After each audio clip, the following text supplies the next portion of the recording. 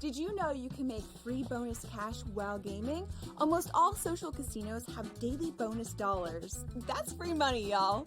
Now, go get lucky. See you in Las Vegas. Let's get lucky. You studied the stats. You had the perfect bracket until your upsets turned into regrets. SportsGrid rides the highs and lows of every buzzer beater, bracket buster, and Cinderella story. The Big Ten Freshman of the Year! Our team brings you sharp insights, real-time reactions, and all the madness. Only on SportsGrid. Anyone that's been to a sporting event, the atmosphere before a game, I think Game Time Decisions has that same exact atmosphere. This is our arena. This is what we do. There is going to be an energy to Game Time Decisions that you will feel night in and night out. The excitement you get when you lock your bets in, when you're figuring out what you want to do, we can zone in on the biggest games each night. I want this to be the place that people come to before the games start so they feel as ready as possible to lock in their cards. We are going to hit every single one of those markets that you need to know about. We're going to go through every single thing, and I've got a great team behind me that's going to help me get the job done. There is not going to be a better place, I promise you, than Game Time Decisions to get that new information, react to it, and be able to then bet accordingly. We will have everything at our disposal, and we will use that to our advantage. I'm Kevin Walsh. Tune into Game Time Decisions from 6 to 8 p.m. Eastern on SportsGrid.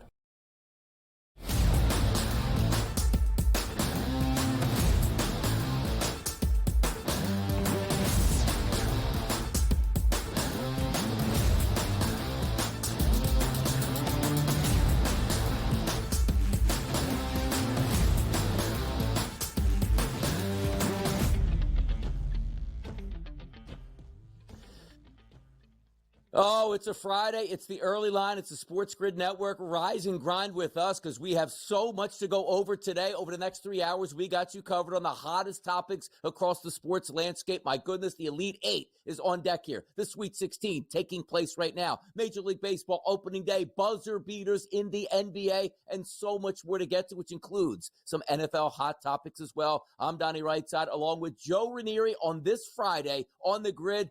I don't know, Joe, if 3 hours is enough to hold down the fort with the amount of information we have to get out, but I know you're going to die trying over there.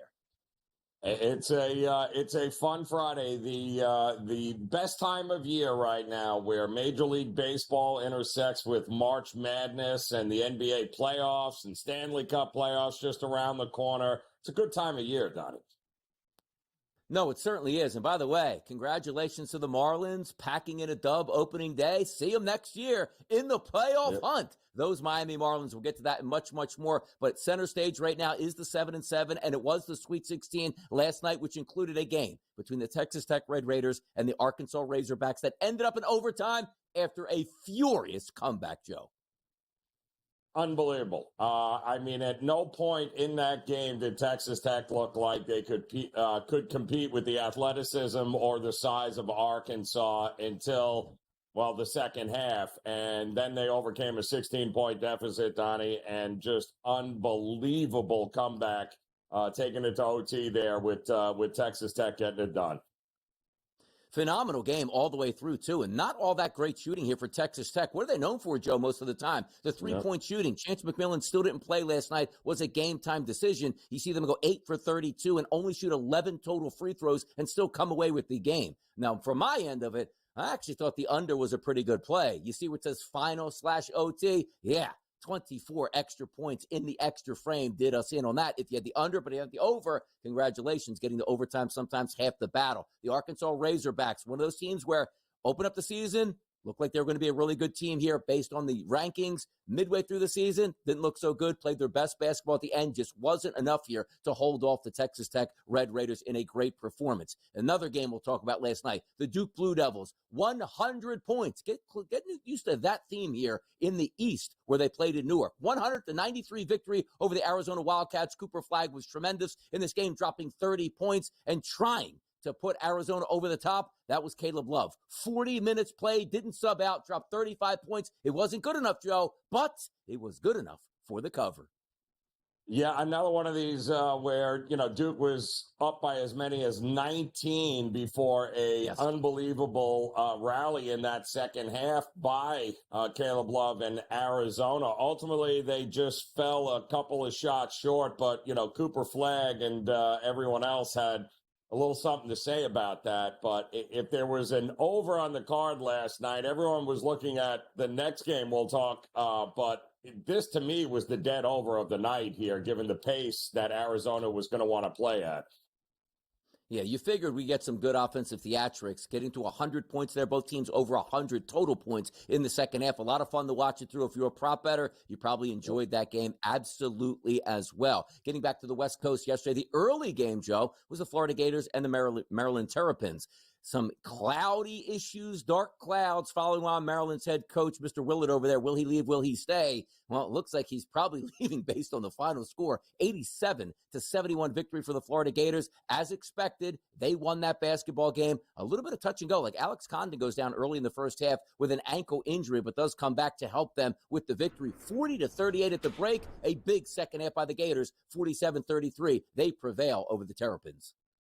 This was a game that I did not understand the love for Maryland. I did not understand why everyone thought that what they saw against UConn with Florida somehow led people to believe that they were vulnerable in that game last night. It's just too much depth, Donnie, and that's the bottom line with this Florida team. Their All-American guard was nowhere to be found last night, and yet they still managed to absolutely smoke Maryland, who really only has a starting five, and once they had to go to the bench, it was all over there. So Florida rolls, and that's going to make a very interesting conversation with the next game for them as well. No, it certainly is. And maybe we are on a collision course for Duke to take on Florida in that final. Two immovable objects right now as appears on the court. Now, if you want to say you wanted high scoring, you wanted a free-flowing game, you wanted to have fun, you got it last night in New Jersey. The Alabama Crimson Tide dropped 113 points. BYU 88. The crazy part of this is a college basketball team scored 88 points and did not cover their number, which was a 4.5 to 5.5 at the closing number at the FanDuel Sportsbook. Alabama was sensational from the three-point line. By the way, Joe, did the Boston Celtics step in here for the Crimson Tide? 25 of 51 from three-point range? You got to be kidding me. Yeah. 25 threes will change the narrative of a game rather quickly. And, but if there was ever a team that was going to drop that kind of number in a game, it was always going to be Alabama here, who's never met a three they didn't like to make. And when they play like that, very difficult to beat them. But I've been saying it all week. They were the only team, I think, that has enough scoring punch to be able to go toe-to-toe with the Blue Devils if it's going to be one of those, 100-point games and may the best team win. That's Alabama's best way of being able to beat Duke and advance to the Final Four. The three, Joe, the ultimate equalizer, and Alabama certainly has that on their side. But Major League Baseball yesterday did have an opening day, very fun across the board, which saw the Orioles absolutely blast the Blue Jays 12-2. You saw the Dodgers pick up another victory. The question is, can they go 162-0? Opening day yesterday, big news, which again, as I teased, those Marlins 1-0. Oh my goodness, break out the brooms. There were a lot of people betting road favorites yesterday, like they knew what the score was going to be. Phillies fans almost had a, Donnie, and almost had a coronary in extra innings there. But how about Devin Williams walking the bases loaded in the top of the ninth inning against his former team to give Yankee fans nothing but agita? So it was a good opening day. I can't wait to see what today brings. We just said like the three-point shot, like live by the sword, die by the sword. How about make a tip in at the buzzer and then lose by a tip in at the buzzer? You got that in the Bulls and the Lakers game. 119-117, the Chicago Bulls knock off the Lakers. Wait a second. We're supposed to win these close games at the end. We're unable to do so. LeBron, 17 points. Luka Doncic, 25. Not enough in that effort. And the Bulls came to play last night. Yeah, I mean, that was a very interesting game because the Lakers pretty much had it in control for most of it until Well, right at the end when they didn't, and that was ultimately what cost them. But the Red Hot Bulls, huh? How about them making a run here towards the end of the season? Chicago, and again, the NBA ranted on again yesterday. As soon as they do away with the back-to-backs, we'll enjoy the product a little bit more. The Lakers yesterday on a back-to-back tough scene. They ended up taking a loss. But again, with the NBA, the All-Star game, it's embarrassing. The same way the NFL Pro Bowl was. They said, you know what? We make money on this, but it's still not a good look for the sport. Just do away with it. The NBA will scrap yet another format, Joe, for the All-Star game. Surprising? No, not at all. I love that. Yeah, that's great. Well, I mean, just keep rolling. Sooner or later, if you throw enough against the wall, right, Donnie, something's going to stick here. But come on, give me a break. The only way the All-Star game makes any sense is if there is the guys involved in it actually want to be there. That's it. It's the only way it makes any sense. It's the simplicity of it, Joe. Basketball should be the easiest sport to replicate. And all you do is tell these players, guys, you have a lot of pride. We are not asking you to play like it's Game 7 of the NBA Finals 2 minutes ago in a tie game. Go out there and play a little bit more intense in a pickup game. The fans will love it. They'll see the superstars. Nobody will ever complain. But yet somehow it's just hey, I made the All-Star game fantastic. Where are the parties at all weekend long? I can't believe I have to play in this stupid basketball game. Fly me back out because I'm going to go to Cabo for 2 to 3 days before the NBA picks up again in the regular season. Enough with it. Just play a little bit harder. The people will enjoy it there. Let's get back to the college basketball hardwood. It was exciting last night right here on the Grid.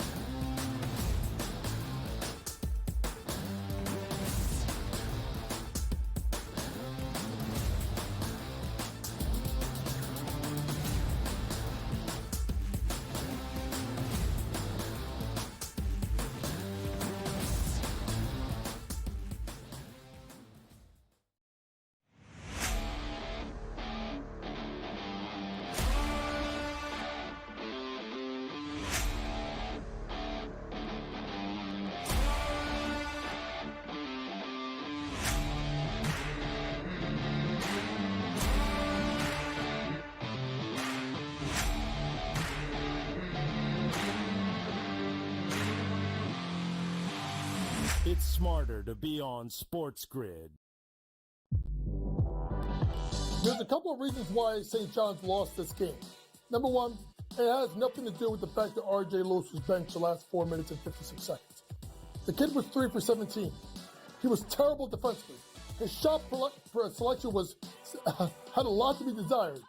And when Zuby Ejiofor shook him, there was nothing there. It was a blank stare.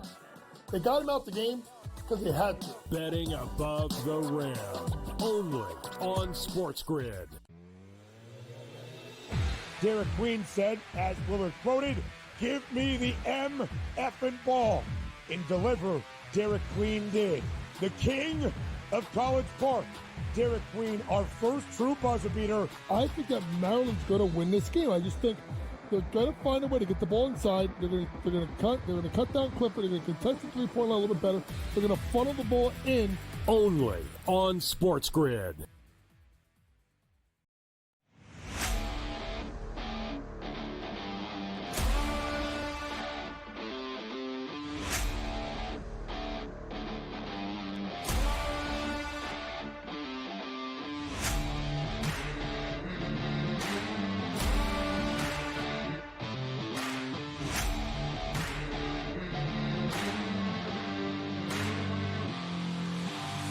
It's smarter to be on SportsGrid.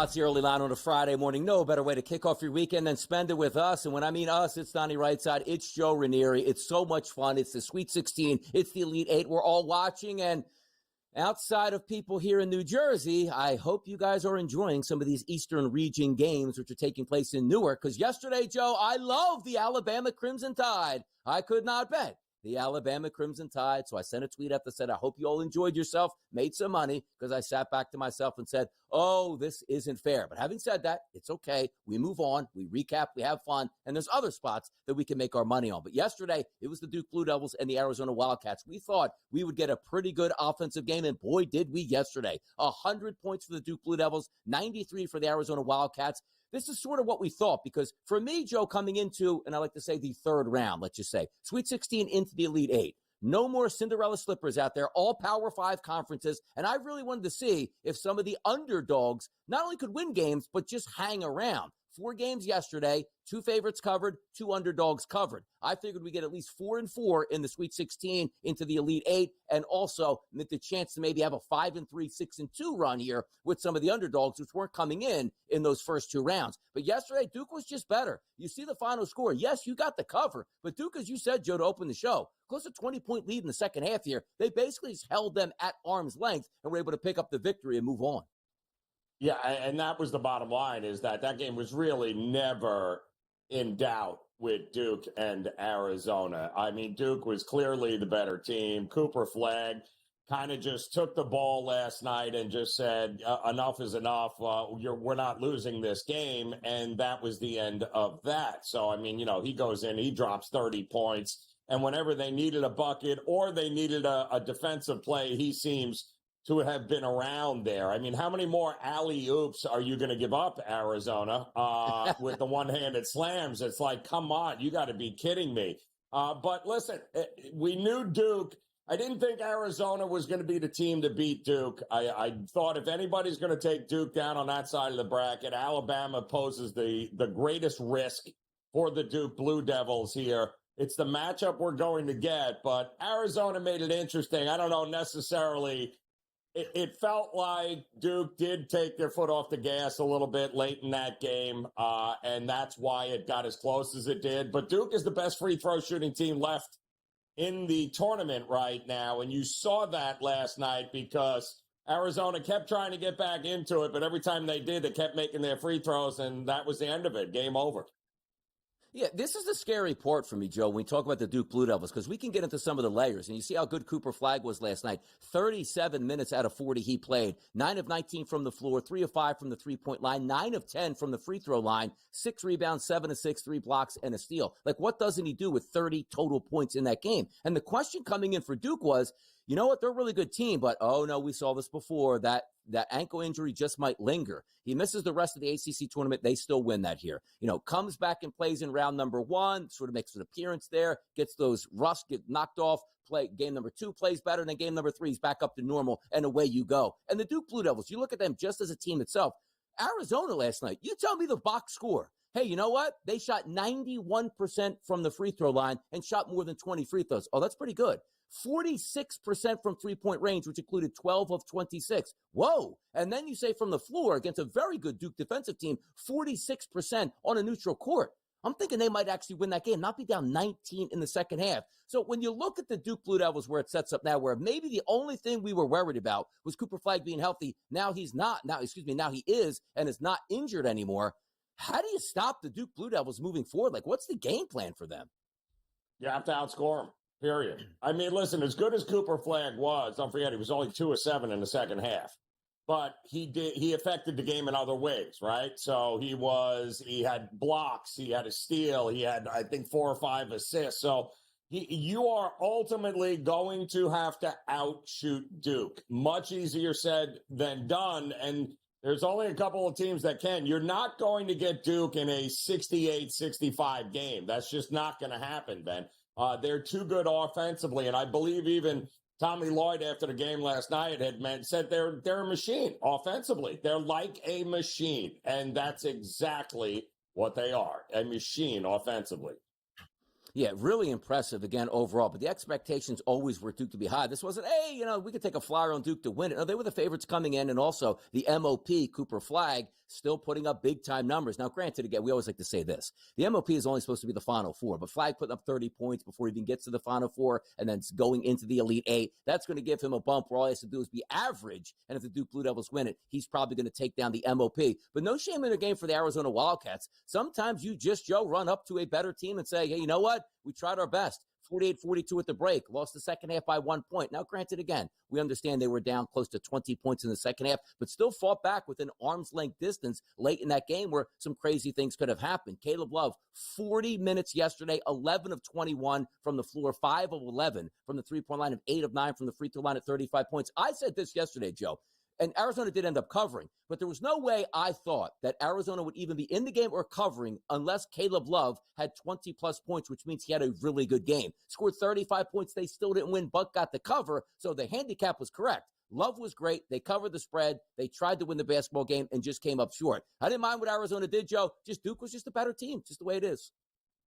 Flat out. There was no question, and they were the better team for the entire game there. And, Arizona tried to – I don't know that Arizona could have played any better in that second half to get themselves back into it, and they still fell 7 points short. But that 7 easily could have been 15 points, and in many aspects probably could have if Duke did not take their foot off the gas a little bit there at the end. But when you're up 20 – that's the thing with Duke. They've never really been tested, Donnie. They're always up these 18, 19, 20 points in the second half with 10 minutes to go.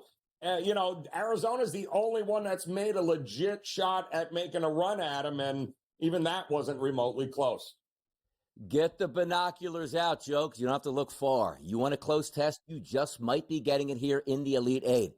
Alabama and Duke, Saturday night, 8:49 p.m. is the tip time. This line opened up as a 5.5-point favorite, now goes to 6.5 at FanDuel. Look at that total. FanDuel's opening number, Joe, 165.5. FanDuel sits at 172.5 this morning, with other outlets close to 175. You gotta love it. Joe and Donnie in the morning on a Friday, getting you set for this weekend's action.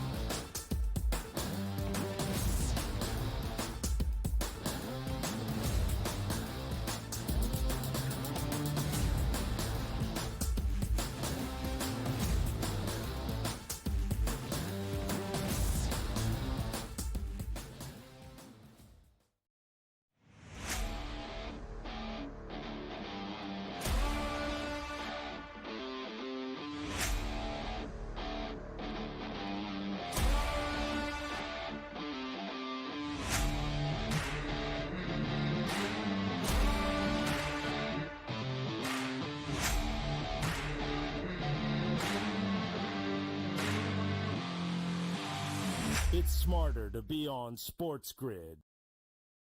You studied the stats. You had the perfect bracket until your upsets turned into regrets. SportsGrid rides the highs and lows of every buzzer beater, bracket buster, and Cinderella story. The Big Ten Freshman of the Year! Our team brings you sharp insights, real-time reactions, and all the madness. Only on SportsGrid. The two guys that can do it all. Too much electricity this morning. This is a good time. We're having a lot of fun. I had to do a triple take. Ka-ching! Why? Because of parity. I didn't mean to offend. Yeah, it's not going to happen. Load management is a dirty word. Let him rip. You know what? Circumstances provide the results. What? How do you do this one? Oh, Donnie, you got such a good show there. A network that is booming. The early line, only on SportsGrid.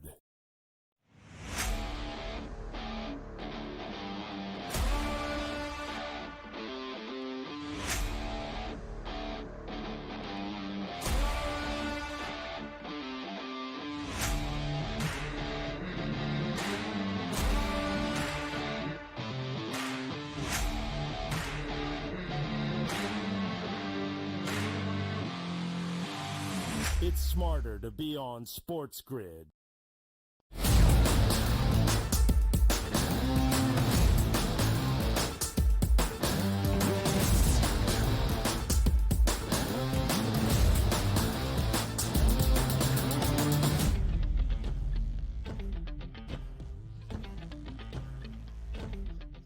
Some say the West Coast is the best coast, and we got some good basketball yesterday on the West Coast. The Florida Gators, one of the best teams in the country. You could argue maybe the hottest team in the country coming into the tournament. Easily dispatching of opponents here, playing great basketball. And yesterday, Same exact story, Joe. 87-71. Maryland Terrapins. The Crab 5 season ends on a 16-point loss, 3,000 miles away from home. But I got to tell you here, I'm looking forward to the Dogs covering.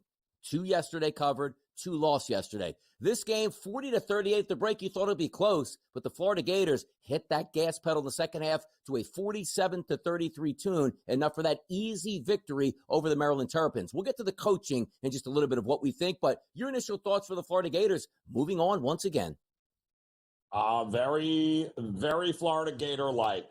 There's 2 teams that remain in this tournament that have the kind of depth that's scary, where, your all-American players can have off games and you don't have to worry that people won't step up and come in off the bench and get the job done. Michigan State, who we'll see tonight, is one of those teams that can go 10 deep. And Florida's the other who can go 9, 10 deep. And, listen, their all-American guard, the leader of this team, was nowhere to be found last night in that game. And that might be the scariest part of anybody having to face them, given that they brought guys off the bench. The bigs had a huge night there, and they basically won the game in that second half. Very workmanlike. They play defense when they need. They've been tested already with UConn, right? So if they didn't turn the ball over 20 times in the first half, Donnie, they'd have won this game by 30 points. It wouldn't have even been close, but they kept turning the ball over for no good reason, not because Maryland was playing great defense. They kept throwing the ball over the heads of their own guys. So all in all, they figured it out in the second half. It's too much. When you have 9, 10 guys on a bench, and any one of them, Donnie, can beat you on any given night, that is tough to overcome in these kinds of situations. I love where you go with this, because I use the same analogy with Duke, saying, now, wait a second here. Cooper Flagg goes down the ACC tournament. You're telling me all the backups got to play well, and play in the spotlight and win. That's only going to be a bonus towards Duke. And you take a look at the Florida Gators. They won by 16. Walter Clayton did not have a great game. Condon got injured early. That's 2 starters, a massive part of their team, and they still won by double digits going away. The sign of a really good basketball team is what you saw from Florida. Now, questions coming up on Maryland's side is, who is their coach actually going to be next year? Let's listen to Kevin Willard after the game. No, I don't know what I'm doing. I'll just be honest with you. I haven't talked to my agent. I haven't talked to my wife. I made a promise to this team that I was going to just focus on this team, and that's all I've done. So I haven't talked to anybody. Right now, my biggest concerns in life right now, I don't know who my boss is going to be. It's the guy that brought me here, who I really liked and appreciative of him bringing me to College Park, is not here anymore. And I don't know who we're going to hire. And that's, as in today's day and age, that worries me a little bit, I'm just being honest. My honesty got me in trouble. Might as well keep getting me in trouble. So this is going to be a family decision. I love College Park. I love Maryland, but when you're at this point in your career and you're looking at things, I have to take everything into consideration about what's moving forward. But I have not even talked to anybody, so I don't know what I'm doing. I love this, because here's where we can start this conversation. He's talking about how much he loves College Park. He's talking about, boy, the AD here that left, and I don't know what my future is going to be. You know the first call you usually make and you talk to? That's your agent. So he's trying to say that he's sitting up there at a post-game press conference. All I'm doing is thinking about my future, but I haven't talked to my agent or anybody surrounding here on what my future is. I love coach speak. Just be real with us. Hey, it's uncertain here. I have great opportunities out here. I like Maryland, would like to be back. No more questions. It answers everything, Joe. Why is it so hard? Yeah. Well, listen, he has made no secrets about how he is not thrilled with the support that he has gotten from Maryland and the administration. Not just this year, Donnie, but going back the last couple of years. He's been there 3 years, and every year he is just, especially in the world of NIL, he's made it known. I mean, what are we doing? Do we want to win or don't we want to win here? And they've been very non-committal with him. And again, you lose the guy that hired you. Yeah, it wouldn't shock me if the announcement that he's the new Villanova coach comes down in the next 24 hours. Like, the last thing you want on your mind trying to win an NCAA championship was like, I don't even know if I'm going to be back next year. It looks like it showed last night. We're going to talk more. Close game alert. Come on back on the grid.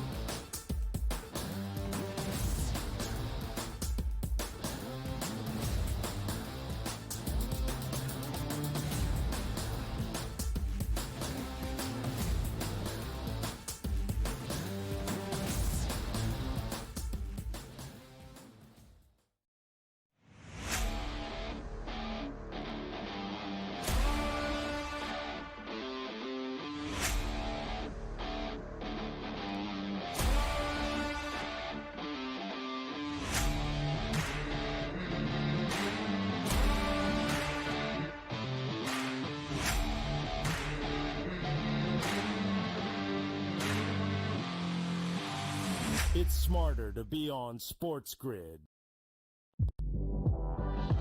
There's a couple of reasons why St. John's lost this game. Number one, it has nothing to do with the fact that R.J. Lewis was benched the last 4 minutes and 56 seconds. The kid was 3 for 17. He was terrible defensively. His shot selection had a lot to be desired. And when Zuby Ejiofor shook him, there was nothing there. It was a blank stare. They got him out the game because they had to. Betting above the rim. Only on SportsGrid. Derek Queen said, as Willard quoted, "Give me the M effing ball." And deliver, Derek Queen did. The king of College Park. Derek Queen, our first true buzzer beater. I think that Maryland's going to win this game. I just think they're going to find a way to get the ball inside. They're going to cut down Clifford. They're going to contest the three-point line a little bit better. They're going to funnel the ball in. Only on SportsGrid.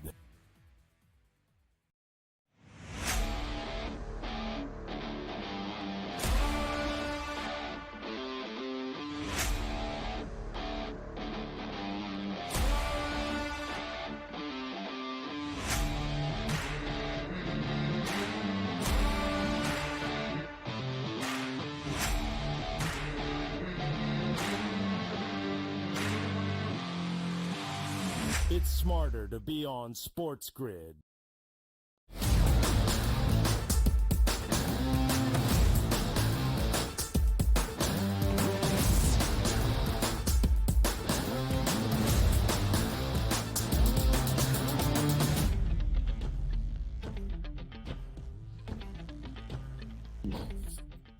Right back out of here on the Early and On a Friday morning, recapping Sweet 16 action yesterday. And it's good to recap because before we get to this game, Joe, and I will say this until the day I die, I'm laying in bed yesterday after watching some entertaining college basketball going, I have zero chance to be able to watch the Duke game, and I have zero chance to be able to watch the Razorbacks take on the Red Raiders last night.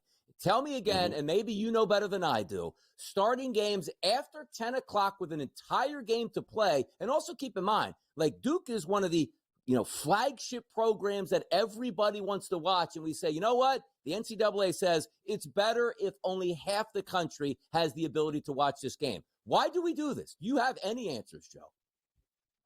It's such between a rock and a hard place here because you're talking about a Western region, no less, that is playing games in San Francisco, Donnie, right? So the Florida game was really what, 4 o'clock? When did the Florida game start? 7:40 Eastern time, right? That had to be 3 hours behind in that one there. Mm-hmm. So it's kind of that rock and a hard place. You can't start it too early on the East Coast when people aren't home. So your only choice is to really do it around that 6:30, 7 o'clock time period.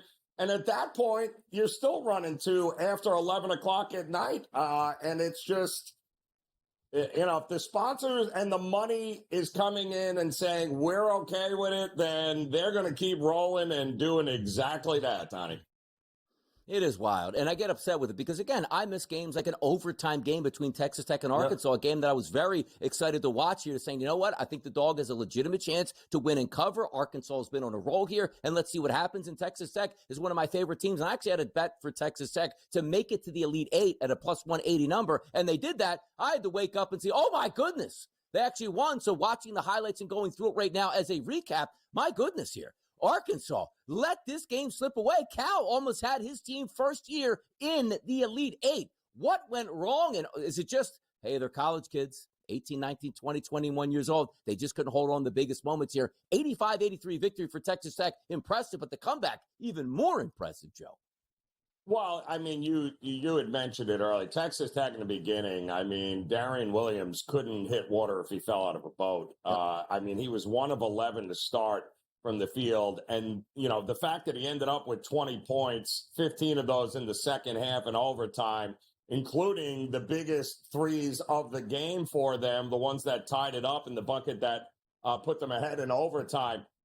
They didn't have that in the first half, and it's a miracle that, unfortunately for Arkansas, the scoring dried up for long stretches in the second half, and that's what allowed Texas Tech to be able to get back into it. Once Texas Tech found its rhythm, there was panic in Arkansas, and you could see it last night, Donnie. The minute that they started to come back, and the minute the shots started to fall that weren't falling, all of a sudden, Arkansas started to pucker up a little bit, if you know what I mean. And that was pretty much the end-all, be-all. Then all of a sudden, that giant lead by as many as, 16, 17 at one point, gone in that second half. But Texas Tech has been there and done that before this year. Arkansas, not so much. And it showed last night here. But what a season. Nobody thought Arkansas was going to be in this point with an opportunity to go to the Elite Eight. And even Calipari said so afterwards there, that they could have, should have, would have, but ultimately when you look at it, probably a team that overperformed a little bit in Cal's first year at Arkansas. No, they really did too, Joe, because when you take a look at, and again, we were looking at Texas Tech, who's usually one of the better three-point shooting teams in the country, 25%, 8 of 32. But understand this, Arkansas is a pretty good defensive team, and their footprint says they're going to be hell on wheels and stop you from shooting a three-point shot. But also, McMillan being out for Texas Tech is when he's getting back, had the injury late in the season, then another shoulder injury, just starting to get back. It was a game-time decision, didn't go. So let's just say that Texas Tech wins their Elite Eight game and goes to the Final Four. He might be back. The reason I bring it up from Texas Tech side is we were anticipating Boogie Fland, maybe their best player coming into the season and most talented, done about midway through the year, comes back. He was never the same, though. Inefficient in the games. He came back only 9 minutes last night, 0 for 3 from the floor, didn't even score a point. But the biggest add back in that lineup was Thero. He only plays 5 minutes, one of the best players during the season for the Arkansas Razorbacks. It's a shame where, let's just say if Arkansas was able to hold on with that lead and makes it to the next day, Boogie Fland gets another game under his belt, Thero maybe plays a little bit more minutes, and then if you win that game, you go to the Final Four and have an entire week there. So I think it was a great performance by Cal, and I just dated back to, Joe,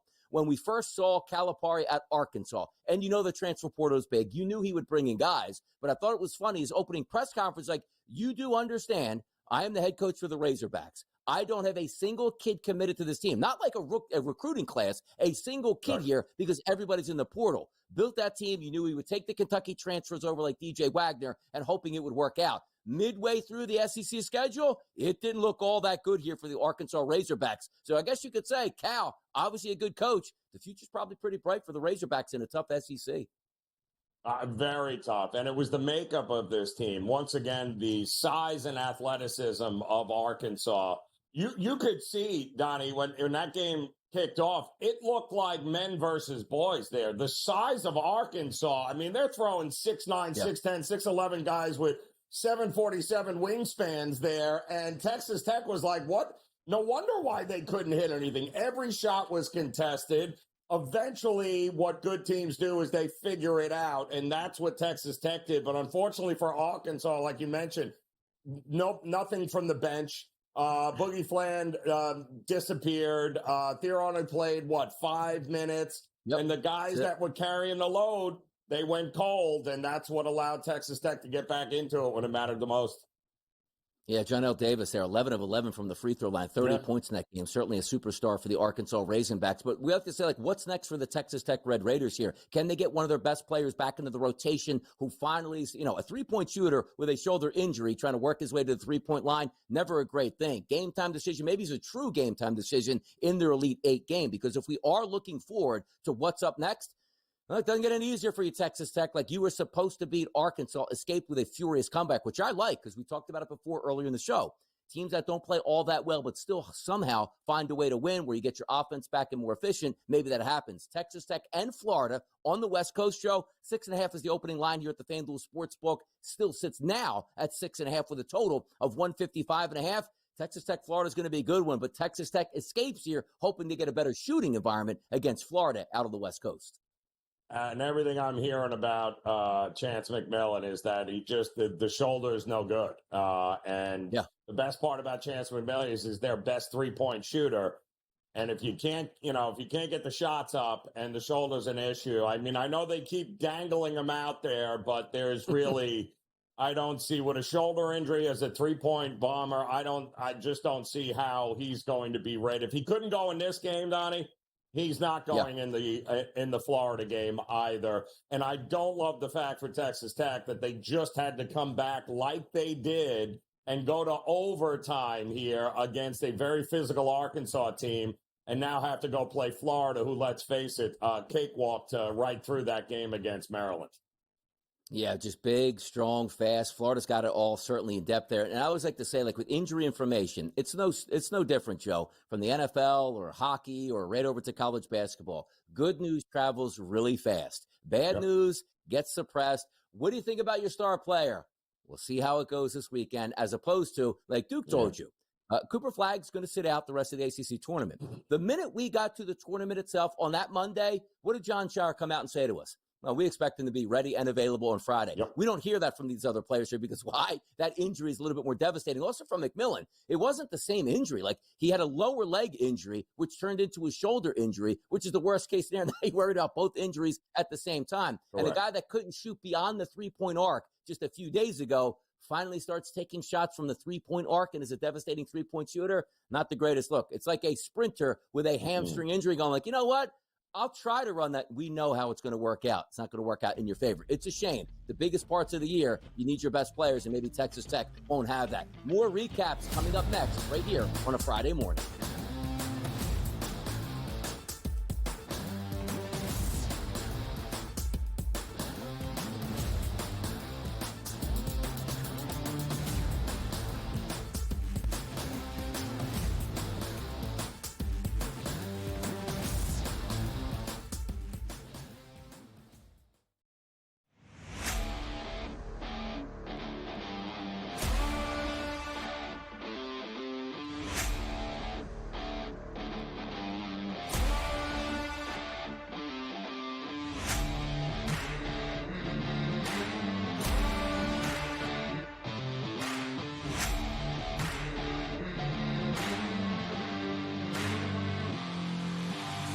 It's smarter to be on SportsGrid.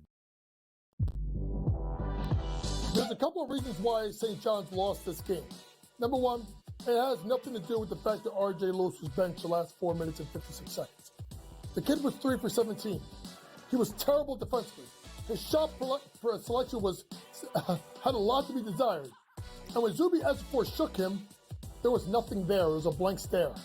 They got him out the game because they had to. Betting above the rim. Only on SportsGrid. Derek Queen said, as Willard quoted, "Give me the M effing ball." And deliver, Derek Queen did. The king of College Park, Derek Queen, our first true buzzer beater. I think that Maryland's going to win this game. I just think they're going to find a way to get the ball inside. They're going to cut down Clifford. They're going to contest the 3-point line a little bit better. They're going to funnel the ball in. Only on SportsGrid.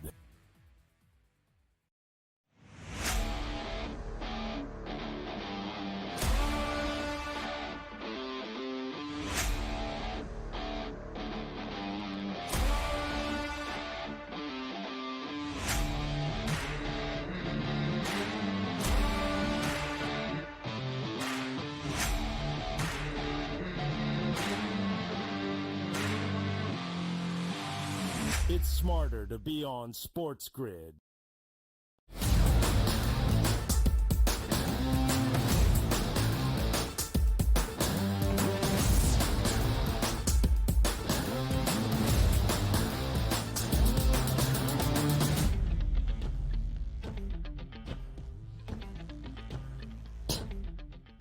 The game of the night, you knew it. Because why?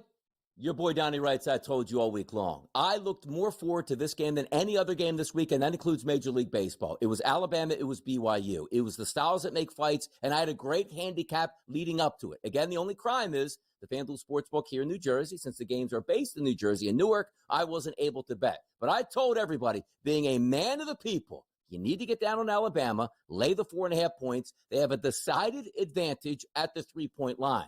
Not even in my wildest dreams, which are sometimes, Joe, very wild, did I expect the Crimson Tide to drop 25 3-point shots out of 51 attempts. That's not fair. Like, if Alabama could just play that way against an NBA team, they might have taken them down last night with ease. 25 of 51, 113, 188 final. What did Alabama not do well last night, Joe? Goodness. Well, but let's also be realistic. We knew Alabama was capable of a game like this. And to this point, I mean, Mark Sears was 5 of 35 heading into this game. Correct. A 14% from 3-point range. So, I'm a big regression to the mean, right? I'm always about, you're not going to keep the truly great ones down that long. He was not having a good tournament. I didn't think BYU defensively was going to provide any sort of issue for Alabama shooters. If BYU was going to win this game, they were going to have to shoot out of their mind, much like Alabama did. And listen, they scored almost 90 points, and it wasn't even close. So I don't know that BYU could have done anything different to win this game. They would have needed Alabama to beat themselves, and that just tells you there's a big gap between the ability of these two teams here. Great job by BYU. I mean, they never quit. They always kept coming, but the problem was Alabama, unlike Duke, never took their foot off the gas. You're right, and you hit the nail on the head there. Like, coming into the game, obviously Alabama was favored. They weren't favored by 14.5, 17.5. Like, BYU was a good team, but I almost all the money was BYU yesterday, Donnie. All the money, and even the fans in the stands all blew. Which some of that, of course, was Duke, but the BYU contingent was in there in full force. They have the best basketball player in the country that's going to commit or already committed and will play at BYU next year. Watching that game, and sometimes I look at the coaching staff and say, well, what's our best point of victory in here? How can we beat Alabama? And maybe somebody goes, you know what? Alabama just has to beat themselves is what we need. So I know people are like, defend the 3-point line. Sometimes you just have to say to yourself, look, the only way we do it is if we give them 3-point shots and they don't make it, we can hang around and maybe steal this game. Well, granted, if at 25 of 51, it wasn't like, we'll give you the 3-point line, we'll shoot 51 times, you make 15. I'm like, hey, that's not a bad night. You still made 15 3-point shots. They made 25, which included again. You're right. Like, Mark Sears was struggling. So if you said as a BYU coach, you know what?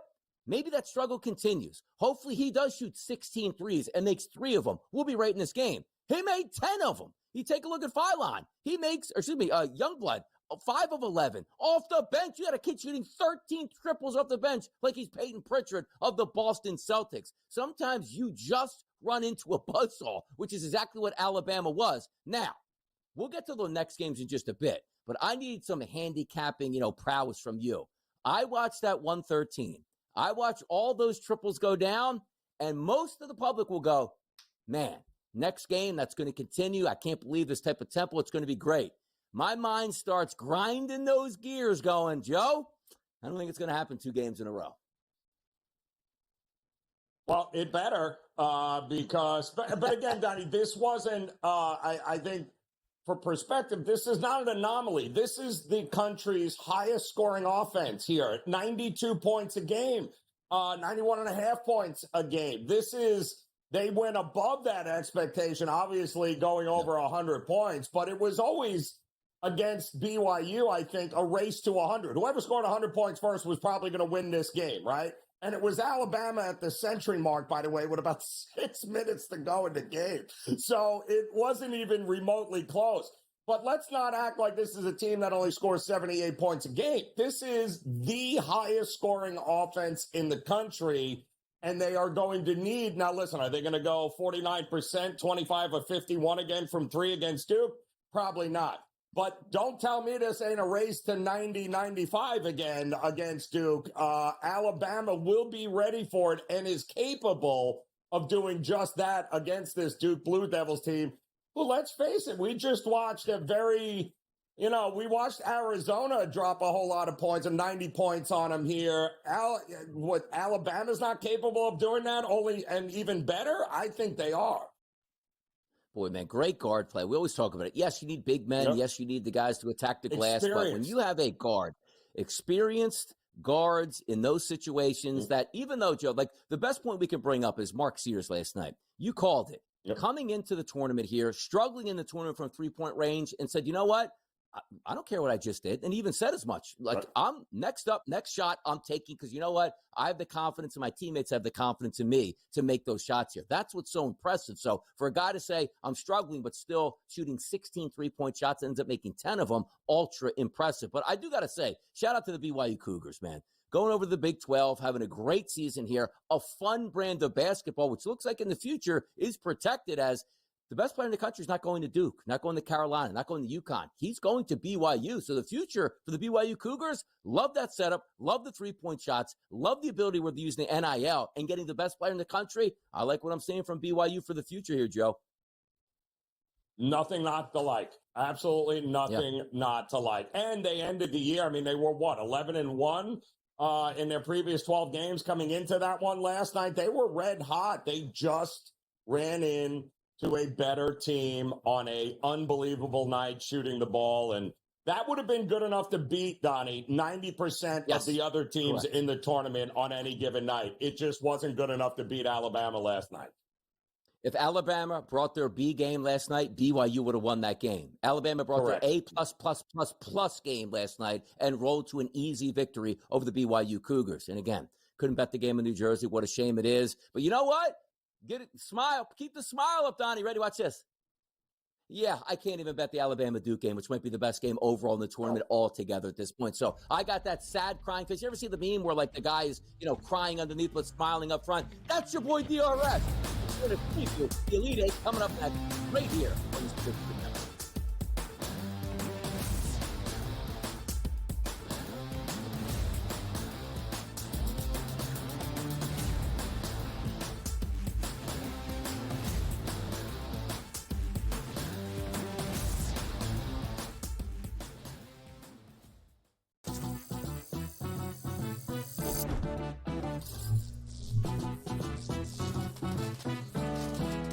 Want to play roulette? Here's a tip. European roulette has a lower house edge than American style. The lower the house edge, the better shot you have at winning. Most online casinos offer European roulette. So, if I were you, I'd get spinning. Now, go get lucky. See you in Las Vegas. Let's get lucky. You studied the stats. You had the perfect bracket until your upsets turned into regrets. SportsGrid rides the highs and lows of every buzzer beater, bracket buster, and Cinderella story. The Big Ten Freshman of the Year! Our team brings you sharp insights, real-time reactions, and all the madness. Only on SportsGrid. The two guys that can do it all. Too much electricity this morning. This is a good time. We're having a lot of fun. I had to do a triple take. Ka-ching! Why? Because of parity. I didn't mean to offend. Yeah, it's not going to happen. Load management is a dirty word. Let him rip. You know what? Circumstances provide the results. What? How do you do this one? Oh, Donnie, you got such a good show there. A network that is booming. The Early Line, only on SportsGrid.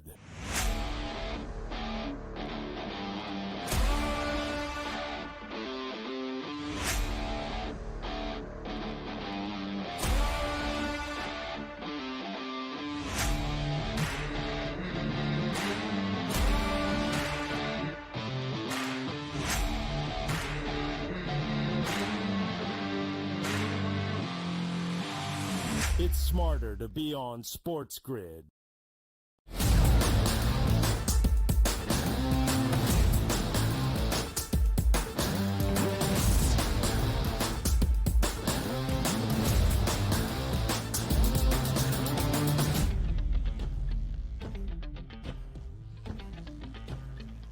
Right back at it. Hour number one, absolutely fast moving here, close to hour number two, which we're going to flip it over to Major League Baseball. But we always have an opportunity to set the table for what's going to take place next. We know a couple of the games for the Elite Eight, Joe Ranieri, and we're going to preview those right now. 2 games set for the docket tomorrow, 6:09 p.m. Eastern. That game will start on the West Coast. Make it make sense. That's a 3 o'clock start. So we can have Duke in prime time on a Saturday night, tipping at 8:49. If we start with the game on the East Coast in Newark, it's Alabama and it's Duke. The opening number at the FanDuel Sportsbook was 5.5 points at 165.5 as a total, which is a crazy high number. Fast forward to this morning where people had a chance to bet into the number, and those numbers have corrected. Duke now, Joe, sits at a 6.5 point favorite at the FanDuel Sportsbook, and look at this total. Up 9 points, even higher than the graphic you saw, 174.5. So looking at these opening numbers, 5.5 to 165.5, to now 174.5 and 6.5. What are your thoughts here and what the public is doing with this? Well, and the public is, not always wrong, Ben. In fact, Donnie, in fact, they have been right pretty much the last couple of tournaments here. This has been about as chalky a tournament this year, and it started crazy enough last night, right? In the Sweet 16, we get not one, but 2 blowout games with the favorites winning easily, and we're going, here we go again. The public is all over it. The public was all over the Alabama over last night. They were all over the Duke over last night against our... If it ain't broke, don't fix it here. What wins this game, Donnie? Let me ask you this. The first one to what Defense. Wins? First 50 to 49, Joe. Come on, 50 to 49. Come on, you ain't getting any defense in this game. Absolutely not. Now, again, Alabama averages 90 some odd points a game. Duke is very capable. They just showed you of dropping 100. How is Alabama any different than Arizona the way they're going to approach the game? They're going to want to get out in transition. If they're chasing Duke, there is no way this thing stays under 180 points, Donnie. There's no way. 95 points at least is what's going to have to win it. It's a dead over. And I'll tell you this. They have, including last night, Duke, since the middle of February, every game Cooper Flagg has played in, they have scored at least 81 points in a game. In every game since the middle of February. I don't know what the team total is, Donnie, but I guarantee you I'll be on the over for Duke. Because unless it's 98 points, I'm betting Duke to be over 81, 82, 83 points, whatever it may be. Explosions expected in Newark tomorrow with points here, 174.5. We'll see it. By the way, it sits right now, Joe, 174.5. Where is this line at game time tomorrow? Where does that over look like? I think it continues to rise. I would not, because Wow. the public... First of all, the public wasn't the one running to the window to bet this game on Saturday. All that over money is still about to come in. So that was a lot of pro money that immediately sat, waited, and hammered the over because they, like us, know you're going to have to score 95 points to win this game. And whoever does, this thing is flying over the 170 mark. I think it opened up way too low, Donnie, no? Apparently, yeah. They pounded that number because let's use the other game tomorrow. Texas Tech and Florida. That's the Red Raiders and the Gators tomorrow. We see all the line movement in the Duke line. How about this, Joe? Opening number at the FanDuel Sportsbook, Florida, -6.5. You know where it sits right now? -6.5. Opening number at the FanDuel Sportsbook on the total, 155.5. You know where it sits right now? 155.5 live. So no movement off the opening number as everybody apparently put their whole bankroll and their expenses on the Alabama and Duke game. Say, I don't even have anything left over for the Texas Tech game. Well, and now, folks, there was an awful lot of people banking on Maryland taking Florida down last night. And now all of a sudden you've got to look at Florida in a different light with recency bias, right? Everyone thought that UConn showed something. Well, UConn didn't show anything except how Florida is resilient. And now Florida blows out a Maryland team everyone thought might be better. Now what do you do? So I think this game is going to see a ton of game day movement, Donnie. I promise you that line is going to go crazy a half hour before tip-off there on Saturday. By the way, we are setting ourselves up too, because I say this repeatedly, and I love Cinderella stories until, Joe, they win basketball games. Then I get upset after watching them the next weekend when I could have had the true blue bloods. We are setting ourselves up for an unbelievable Elite Eight and a fantastic Final Four. And if it is, let's just say chalk, where it's Duke taking on Florida in the final, my goodness, could this have been the best overall tournament of all time without the upsets? It could be. Hour number 2 is coming up next. Joe Ranieri and Donnie Rightside. We got you covered. Come on back.